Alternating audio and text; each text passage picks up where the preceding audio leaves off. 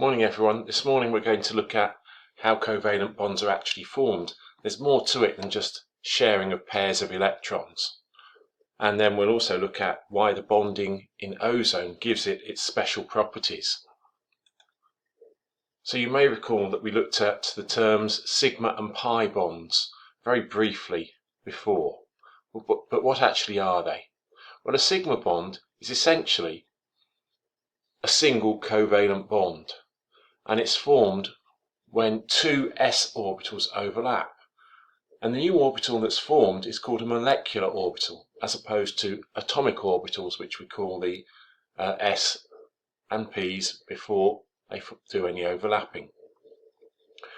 Now that's the most common type of sigma bond, but you can also get them when a px overlaps with a px end on, and you can also get them when an s overlaps with a px. Have a look at the diagrams on the next slide. There we go. Have a look at that top one here. The S to S overlap. That looks very similar to the sort of Venn diagram things that we draw for Lewis structures or dot cross diagrams. The other two look a little bit different. But these are the sort of diagrams you might have to sketch in the exam. Oops, sequencing not quite right there, sorry. But there are how pi bonds are formed. Py with Py or Pz with Pz. And this always happens sideways on. And there is a plane of zero electron density, and that plane is through here. So between those sort of two funny looking lobes. Now a double bond is made up of one sigma bond and one pi bond. And a triple bond is made up of one sigma bond and two pi bonds.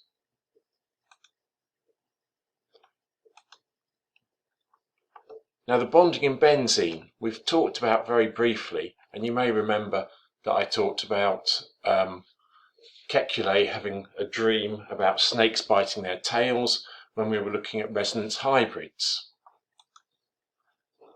Well, for many years chemists couldn't quite work out what was going on, and it was Kekulé who was the first one to suggest this cyclic structure after his dream. And we've written all this down before, but chemists said, well, your idea, it doesn't match what we know about the chemistry of benzene, it must be rubbish. So he proposed the idea of these resonance hybrids. There we are, there's the picture we've seen before, and so the bond length is an average somewhere between a single bond length and a double bond length.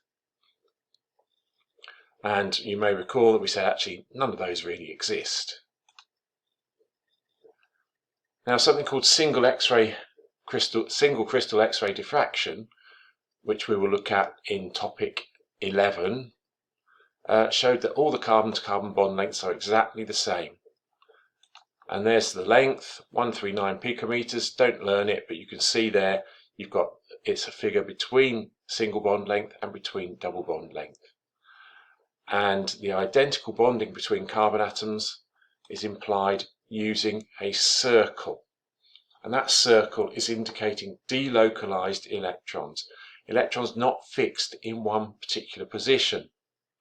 In fact, there's a ring of electron density above and below the plane of the 6 carbon atoms.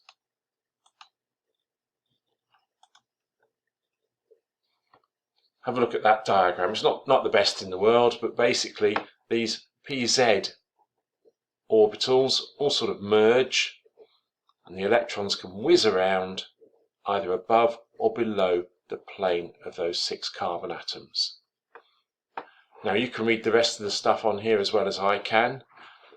But basically there's something for the next section, which is called sp2 hybridization. We'll see that in the next video. So each carbon atom has one unused electron.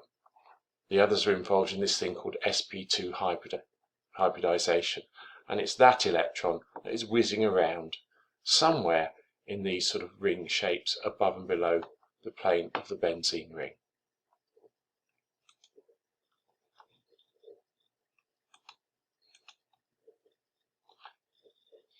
Now, benzene is very different in terms of its reactivity to what you'd expect for an alkene. It's about 150 kilojoules per mole more stable. That means it takes 150 kilojoules of extra energy to break that bonding down in benzene compared with if it was just alternate single and double bonds. It's sometimes called the delocalization energy. And you might expect benzene in its reactions, and perhaps from its name, to be some sort of superalkene. But it isn't. It's very different in the way it reacts to alkenes, and we'll talk more about that when we do organic chemistry. So, delocalized electrons, where else do you find them? Obviously you know you find them in metals and in graphite and graphene. Where else can we come across this idea? Oh, ozone, sulfur dioxide, the nitrate ion, the carbonate ion, and the ethanoate ion. All the places that you learned before actually had resonance hybrids. It's not true. It's this concept of delocalized electrons that you need to be aware of. So we need to know a little bit more about ozone and what impact that actually has on the Earth. There's the ozone layer. You don't need to know this diagram, but I just thought it helped put things in context a little bit. You can see Mount Everest there. I'm sure Mount Everest isn't really that sort of shape. You can see how high a plane goes. It's a bit more of a geography picture really than a chemistry picture, but just so you're aware there. Now, why is the ozone layer important to us? Well, I hope you know that it filters out harmful UV radiation. And key thing here is that it filters it out, but not normal oxygen. Why is that? Well, that's because ozone has this unusual delocalized electron bonding. It doesn't have a single bond and a double bond, as you might think from the original Lewis structures we drew, but it has delocalized electrons. And that means it will absorb harmful UV radiation, which can cause damage to tissue, whereas oxygen, simple O2, will not.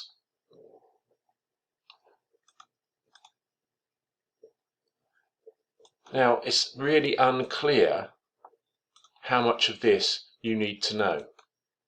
I'm just going to click through it and very briefly tell you what's going on. Now, CFCs are not Chelsea Football Club, although I'm sure they probably damage the ozone layer as well. CFCs are chlorofluorocarbons. They are compounds of carbon and chlorine and fluorine. And they used to be used as a coolant in fridge and in fast food McDonald's packaging. And they break down the ozone layer into oxygen. Now here's one particular CFC called Freon, and we get a series of photochemical reactions occurring. Photochemical, well, the chemical bit's obvious, but photo means light is involved. And what initially happens is the freons split up into these things called radicals. Now, a radical is any species with an unpaired electron. And that unpaired electron is just shown as a dot there. It could be there, sometimes it's at the top, but basically it's an unpaired electron shown in a variety of ways. And it's the chlorine radical here that actually reacts with the ozone. And you can see there, it produces oxygen, and then initially this thing, and then we get a further reaction to give more oxygen and another one of those, which then reacts with that again, and so it goes on and on and on a bit. And you can add those two equations to get an overall equation for the reaction. Now that overall equation does not involve the Cl dot, the chlorine radical, because this is a catalyst for the whole process.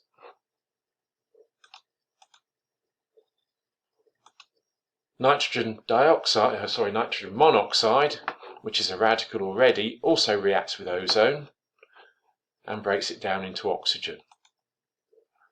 Oxides of nitrogen, remember, are produced when oxygen and nitrogen react at high temperature, so anytime there's combustion and also when there's lightning.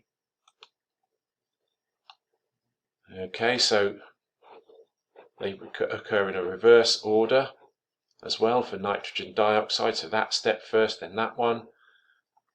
You can add them up and see what you get. That's easy enough. I wouldn't worry too much about that.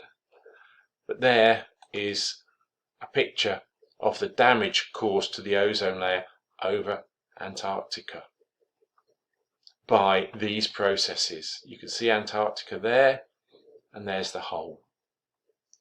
So as I said, it's not clear how much you actually need to know about that, but what I'll do is I'll add a couple of fact sheets onto Google Classroom for you so you can have a look and read around it a little bit. Okay, watch out for another video all about something called hybridization going up very soon.